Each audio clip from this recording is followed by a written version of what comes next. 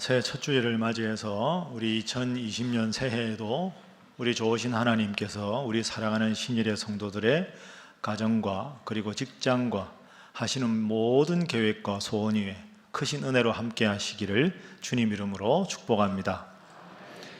우리가 방금 표에서 말씀드린 대로 올 한 해 우리 신일교회 표어는 바로 믿고 삶으로 전하는 행복한 신일교회입니다. 제가 늘 말씀드리지만 건강한 교회는 5가지 요소가 있습니다. 이제 다 외우시죠? 예배, 왜 가만히 계십니까? 교육, 선교, 교제, 봉사, 이 5가지가 균형 잡히게 발전해야 건강한 교회입니다. 그래서 작년과 재작년은 우리 교회 중점 사역이 교육이었습니다. 올해와 내년에는 선교 중심의 사역을 진행하려고 합니다. 보통 우리가 선교라는 단어를 하면 말 그대로 널리 알릴 선자에 종교할 때 교자입니다. 그러니까 그 종교의 가르침을 널리 알리는 일을 선교라고 하지요. 전통적으로는 국내에서 이 지역 안에서 하나님 말씀을 전하고 복음을 전할 때 국내 전도라고 하고, 해외 나가서 하나님의 이름을 전할 때는 해외 선교라고 하지만, 요즘에는 그런 구분 없이 선교라는 한 단어로 국내와 국외 구분 없이 하나님 말씀을 전하고 예수 이름을 전하는 일에 두루 사용되고 있습니다.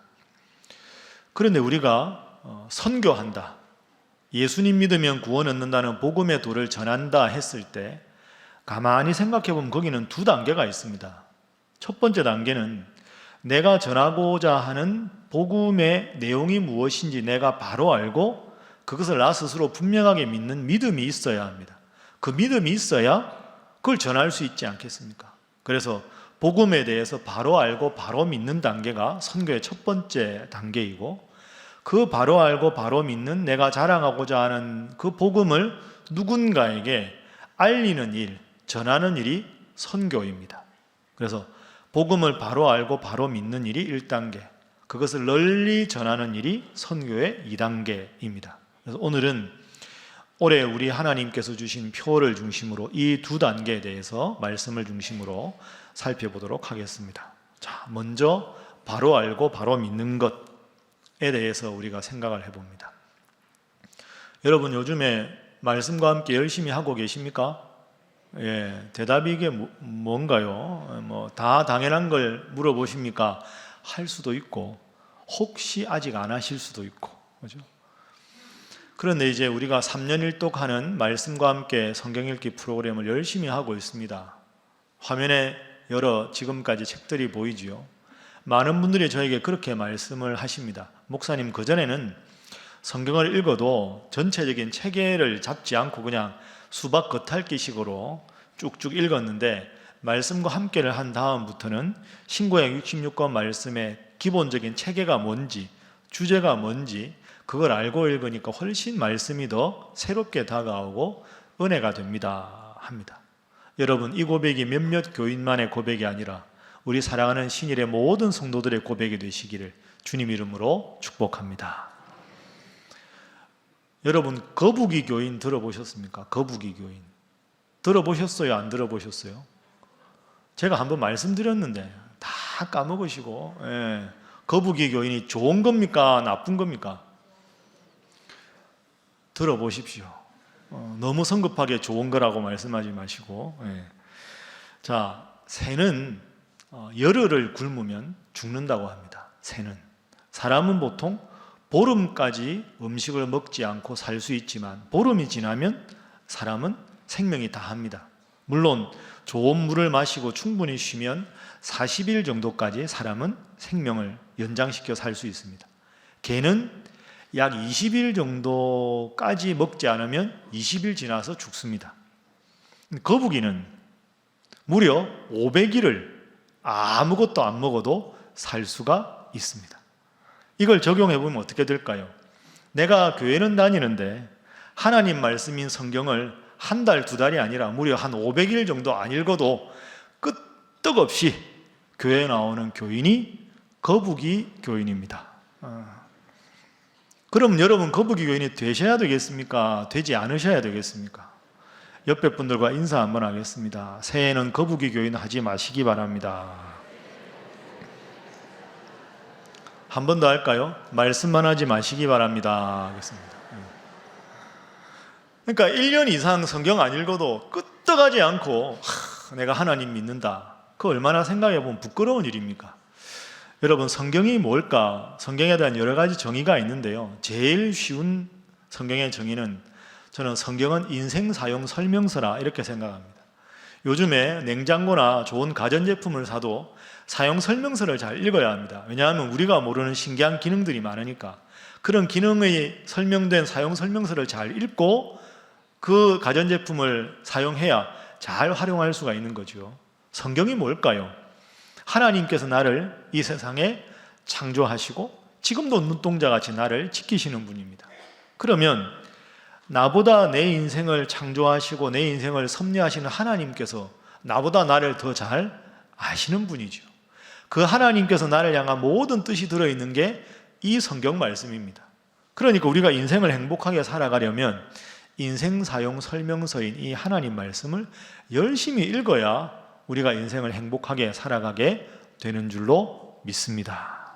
여러분, 말씀만 하지 마시고 결심만 하지 마시고 올해에는 이 하나님 말씀을 바로 알고 바로 믿는, 늘 말씀을 가까이 하시는 우리 사랑하는 모든 성도들 되시기를 주님 이름으로 축복합니다. 다시 한번 인사하겠습니다. 옆에 분들과 이렇게 인사하지요. 성경은 인생 사용 설명서입니다. 한 번 더 하겠습니다. 열심히 읽으시기 바랍니다. 자, 우리가 바로 알고 바로 믿기 위해서 우리 교회가 하는 두 번째 중요한 프로그램은 말씀 속으로입니다. 말씀과 함께는 3년 1독 성경 공부, 성경 읽기 프로그램이고, 말씀 속으로는 성경에 대해서뿐 아니라 기독교 복음의 핵심에 대해서 우리가 공부하는 교재입니다. 그동안의 수요 기도의 시간을 통해서 2년 동안 열심히 여러분들 공부하셨습니다. 참 수고 많으셨습니다. 이제는 새해가 되었으니까, 성경 공부 모든 프로그램이 다 끝났으니까 이제는 기존에 여러분들 영경원 성경 공부 하시던 그 기억 그대로 이제는 주중에 이 말씀 속으로 성경 공부를 하려고 합니다. 그래서 봄학기에는 나사렛반과 베다니반을 개강하고, 가을학기에는 갈릴리반과 예루살렘반을 개강해서 성경에 대해서, 복음에 대해서, 바른 가르침과 잘못된 이단에 대해서, 오늘날 이 시대에 대해서, 기독교의 역사에 대해서 폭넓게 공부를 하려고 합니다. 그리고 수요 기도의 시간에는 작년처럼 그렇게 길게 할 수는 없지만 우리가 신앙생활하면서 꼭 알아두어야 할 사항, 이 시대의 잘못된 가르침, 이런 것을 바로 분별하기 위해서 봄, 가을에 수요 기도의 시간에 약 한 달씩 정도 해서 제가 따로 여러분들과 수요 기도 시간에 공부를 하려고 합니다. 여러분, 신일교회 담임 목사인 저에게는 소원이 있습니다. 이 소원을 여러분이 꼭 이루어 주셨으면 하는 소원이 있습니다. 그건 뭐냐 하면 말씀과 함께, 그리고 말씀 속으로 열심히 하시는 겁니다. 그래서 성경도 열심히 공부하고 말씀 속으로 공부해서 기독교인인 자부심도 갖고, 그래서 여러분이 저한테 이렇게 말씀하시는 겁니다. 목사님, 제가 제 인생에서 제일 행복한 첫 번째는 하나님 믿은 일이고, 두 번째로 행복한 일은 신일교회 성도가 된 것입니다. 이 말을 제가 들을 수 있다면 신일교회 담임 목사인 저에게는 더 이상의 소원이 없겠습니다. 여러분, 말씀 열심히 읽으시고 내가 정말로 기독교인이다, 내가 정말 신일교회 성도라는 게 행복하다 하는 자부심을 가지실 수 있도록 말씀에 대해서 바로 알고 바로 믿는 일에 더욱더 힘쓰시는 한 해가 되어주시기를 주님 이름으로 축복합니다. 다시 한번 인사하겠습니다. 말씀을 배우는 기쁨이 있기를 바랍니다. 한 번 더 할까요? 복음을 알아가는 기쁨이 있으시기 바랍니다. 이제 두 번째로 넘어갑니다. 첫 번째는 우리가 말씀에 대해서, 복음에 대해서 바로 알고 바로 믿어야 되고, 그걸 이제 전하는 선교가 되는 거죠. 그런데 우리가 복음을 전한다 하는 것도 가만히 생각하면 두 가지가 있습니다. 먼저 입술로 전하는 거죠. 내가 하나님 믿는 게 너무 기뻐야 하고, 그 기뻐서 내 마음이 행복해야 하고, 그 행복을 나 혼자 간직하기 어려워서 누군가에게 너무 기뻐서 예수 믿으세요, 하나님 믿으세요 하고 내 입술로 전하는 것, 그게 선교입니다. 여러분, 이제 새해인데 지난주에 보면 TV 방송국마다 그 연말 이렇게 연예대상, 뭐 연기대상 이런 거 하지 않습니까? 작년이죠. 벌써 11월 어간에 제일 우리나라에 인기 있던 드라마가 뭐였습니까? 동백꽃 필 무렵이라는 드라마입니다. 아십니까? 저 타이틀 화면이 나오는데요. 동백꽃 필 무렵. 드라마 주인공은 공효진 씨가 연기한 동백이입니다. 동백이. 저 동백입니다. 아시지요? 웃으시는 분도 많은데, 저 동백이라고 하는 캐릭터는요, 고아로 자랐습니다. 그리고 미혼모입니다. 그리고 필구라는 아주 귀여운 아들 하나 데리고 살아갑니다. 그리고 술집이라고 뭐 하기도 그렇고 음식점이라고 하기도 뭐한 그런 조그마한 가게 하나를 운영합니다. 여러분, 고아로 자랐고 미혼모고 당연히 남편 없고 아들 하나 데리고 조그마한 가게. 그러니까 동백이는 늘 스스로를 참 나는 박복한 인생이다, 나는 가엾은 인생이다, 나는 참 불쌍한 인생이다, 세상에 나 같은 사람은 없을 거야, 그렇게 늘 살았습니다. 그것도 아주 작은 옹촌 마을이라는 곳에 이사를 가서 이제 이 드라마가 시작됩니다. 그런데 저 동백 씨를 무척이나 사랑하는 남자가 있습니다. 강하늘 씨가 연기했던 황용식이라고 시골에 있는 경찰입니다. 저 황용식이 아주 동백이를 사랑합니다. 결국은 둘의 사랑이 열매를 맺는 해피엔딩으로 끝이 나는 거죠. 그런데 저 황용식 경찰이 동백이를 사랑해서 고백하는 장면이 있습니다. 제가 한번 읽어보겠습니다. 이게 충청도 사투리로 읽어야 되는데 제가 충청도가 아니라 그냥 따박따박 읽겠습니다. 동백씨, 고아의 미혼모인 동백씨, 모르는 놈들이 보면 동백씨 박복하다고 쉽게 떠들고 다닐지 몰라도요, 고아의 미혼모가 아들을 혼자서 저렇게 잘 키우고 자영업 사장님까지 됐어요. 남 탓 안 하고요, 치사하게 안 살고요, 그 와중에 남보다 더 착하고 더 착실하게 그렇게 살아내는 거, 그거 다들 우러러보고 박수 쳐줘야 할 것 아니냐고요. 남들 같았으면요 진작에 나자빠졌어요. 근데 누가 동백씨를 욕해요? 이 동네에서요 동백씨가 제일로 세고요, 제일로 강하고 제일로 훌륭하고 제일로 장해요. 이러고는 바로 돌직구로 계속 사랑을 고백합니다. 동백이가 용식씨 때문에 너무 행복합니다. 내가 태어나서 처음으로 칭찬을 받았다, 내가 태어나서 처음으로 용식씨 때문에 격려를 받았다. 여러분, 제가 시대에 뒤처지지 않기 위해서 저 드라마를 봤습니다. 결국 녹화해서 봤지만 보면서 저 용식 씨가 동백 씨를 향한 그 대사가 오늘 우리 기독교인들이 하나님께서 우리에게 주시는 말씀과 같다고 생각합니다. 여러분, 사실 저나 여러분이나 얼마나 세상적으로 부족한 게 많습니까? 참 나는 부족하다, 왜 이렇게 내 인생은 힘들까, 왜 이렇게 내 인생은 고생이 한 곱이 넘어가면 또 오고 또 오고, 왜 이렇게 내 인생이 박복하고 힘들까, 다들 편안하게 멀쩡하게 살아가는 것 같은데 왜 나는 이렇게 자꾸 고생만 했을까, 하나님 믿는데. 그런 마음이 때로 우리 속에 자리 잡을 때가 있지 않습니까? 그런데 여러분 꼭 기억하십시오. 하나님은 여러분을 너무너무 사랑하셔서 여러분 때문에 하나밖에 없는 아들 예수님을 십자가에 못 박여 죽이시면서까지 여러분을 사랑하신 줄로 믿습니다. 세상적인 기준으로 보면 나는 참 박복하고 때로는 왜 내 인생이 이렇게 힘들까, 왜 내 인생은 이렇게 풀리지 않을까 할지 모르지만 내가 나를 봐도 답답한 나를 위해서 하나님께서는 저 예수님을 보내셔서 나를 구원받게 하셨다. 그 생각하면 얼마나 내가 행복한 사람입니까? 얼마나 내가 기뻐할 수 있습니까? 그렇구나, 나는 참 대단한 사람이구나, 나는 참 소중한 사람이구나, 저절로 하나님 앞에 우리가 찬양할 수가 있는 것이지요.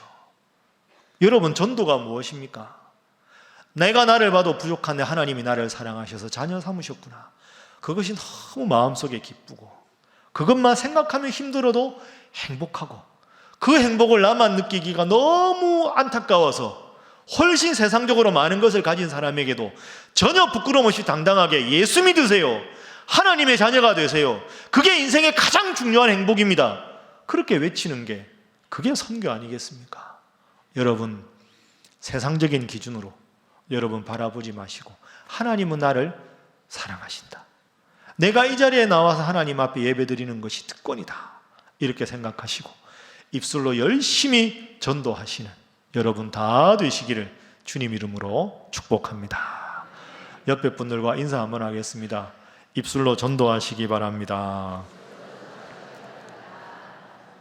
다시 한번 합니다. 하나님은 성도님을 정말로 사랑하십니다. 하겠습니다. 그렇습니다. 네.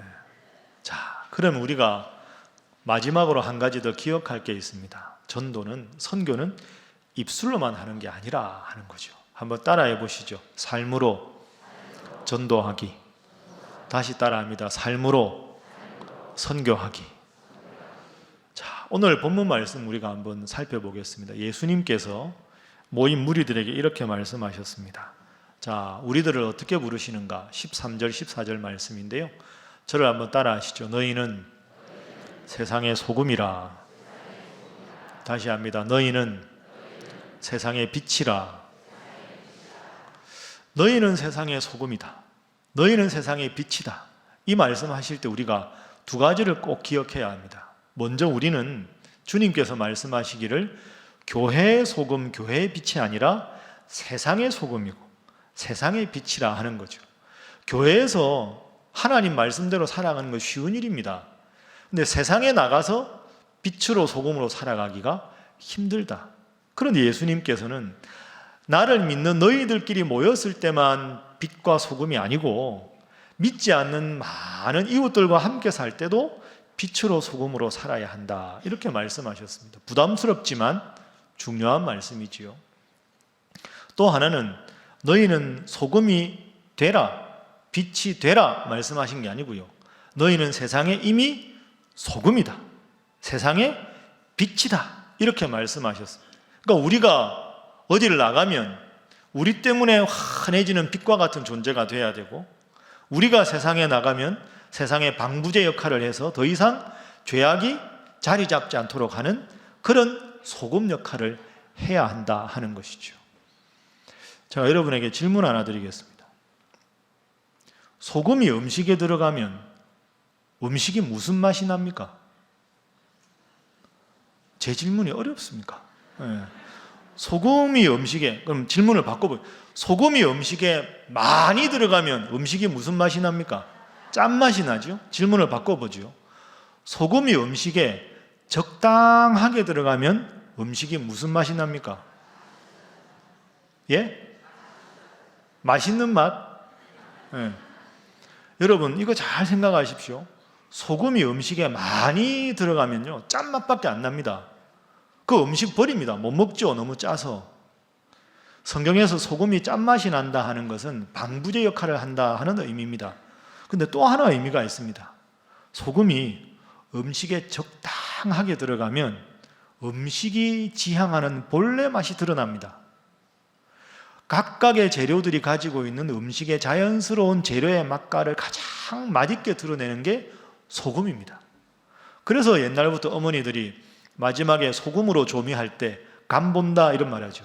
간을 봐라. 근데 간 본다는 말은 소금으로 간을 보는 겁니다. 왜? 소금을 적당하게 넣어야 모든 음식의 재료들이 잘 배합돼서 그 음식의 본연의 맛이 잘 드러나는 거죠. 여러분, 이걸 잘 생각해 보십시오. 주님께서 너희는 세상의 소금이다 하는 말씀은 이런 의미가 있는 겁니다. 이 세상은 처음에 하나님께서 창조하실 때 하나님 보시기에 참 좋았던 세상이었습니다.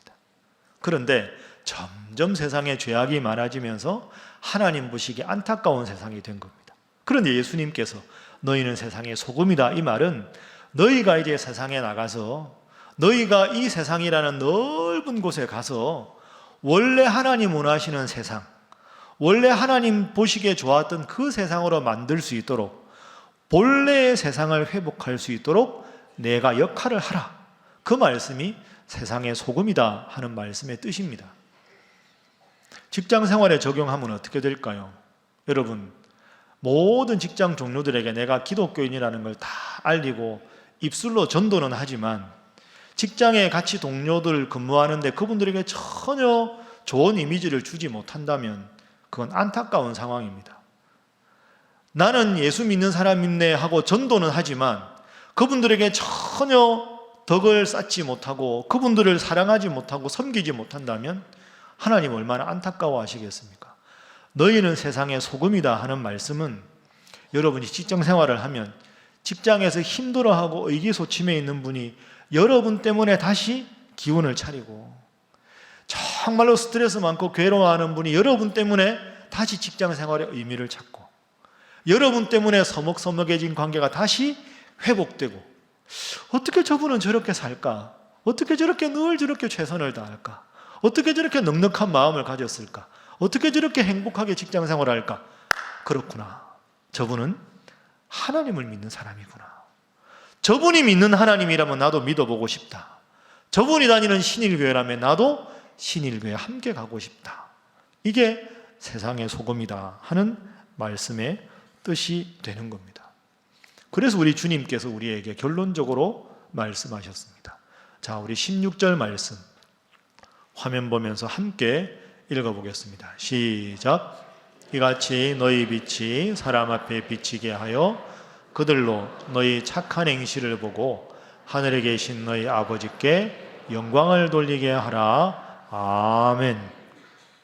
너희가 소금으로, 너희가 빛으로 역할을 해서 하나님 믿지 않는 사람들로 하여금 너희들의 착한 행실을 보고 사는 모습을 보고 하나님께 영광을 돌리고 다 함께 하나님의 자녀가 되게 하라.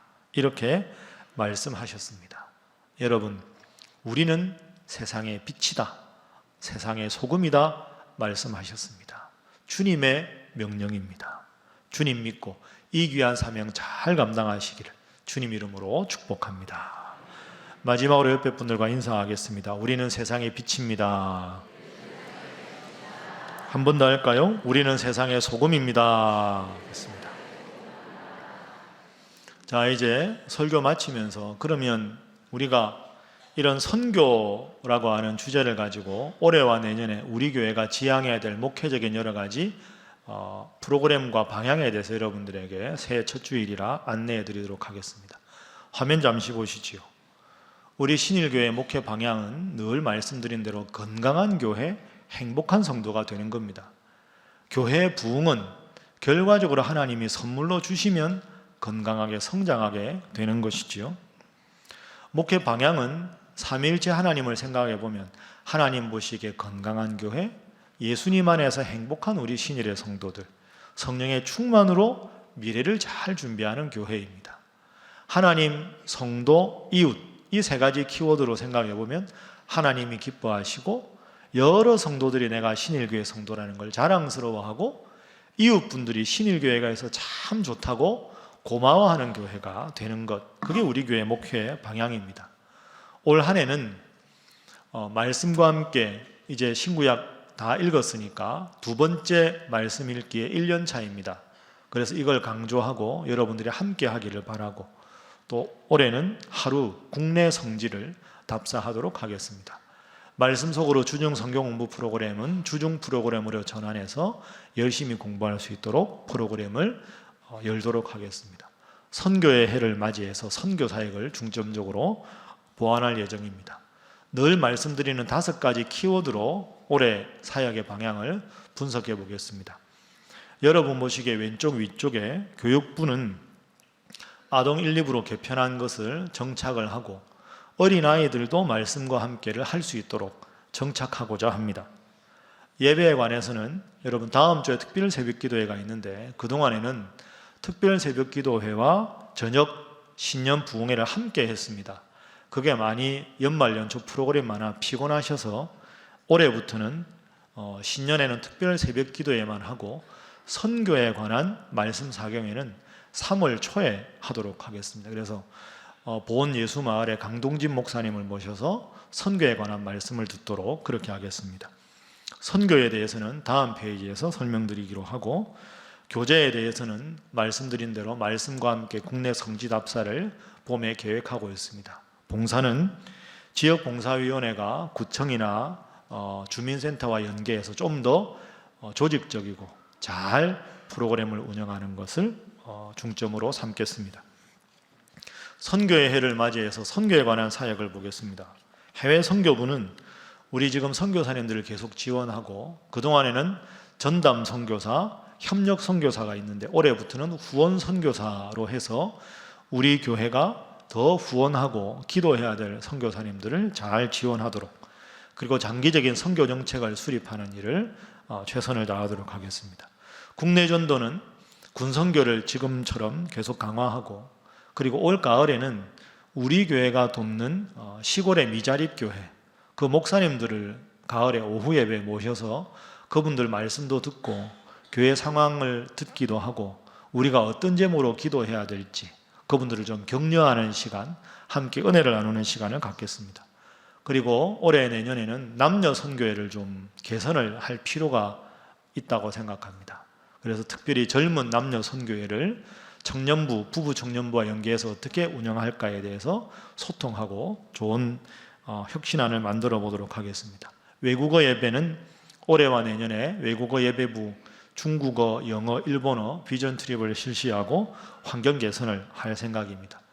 마지막 장 보시죠. 지금까지 설명드린 내용을 사계절로 정리했습니다. 봄에는 오늘 광고 드린 대로 일본 비전 트립을 위시해서 프로그램을 갖도록 하고, 여름에는 중국어 비전 트립, 올해든 내년이든, 그리고 영어 예배부도 마찬가지고, 청년부는 아까 말씀드린 충북 보원의 예수마을에 가서 농촌 지역사회 선교를 할 예정입니다. 가을에는 국내 우리가 돕는 교회 목사님들 모셔서 말씀 듣는 시간을 마련하고, 겨울과 연중으로는 일상의 선교가 우리의 삶의 중요한 기도 제목 될 수 있도록 여러분들과 함께 프로그램을 나누고 말씀을 나누도록 하겠습니다. 사랑하는 우리 신일의 성도 여러분, 하나님께서는 올 한 해 우리에게 선교하는 교회가 되라 이렇게 표어를 주셨습니다. 내가 먼저 말씀을 바로 알고 이 복음에 대해서 바로 믿고 자부심을 가지고 올 한 해 여러분의 삶 가운데 입술로도 전도하시고 삶으로 주님의 향기를 드러내는 귀한 한 해가 되시기를 주님 이름으로 축복합니다. 기도하겠습니다. 사랑의 하나님, 새해 첫 주일을 맞이하게 하시고 저희로 하여금 선교하는 교회의 귀한 사명을 주시니 감사합니다. 입술로 전하며 삶의 향기로 주님을 전하는 저희들 되게 하여 주옵소서. 교회가 계획하는 모든 계획을 주님께서 순리대로 인도하셔서 교회가 드러나지 않고 주님의 이름이, 저희의 이름이 드러나지 않고 주님의 영광이 드러나는 한 해가 되게 하여 주옵소서. 예수님의 이름으로 기도하옵나이다. 아멘.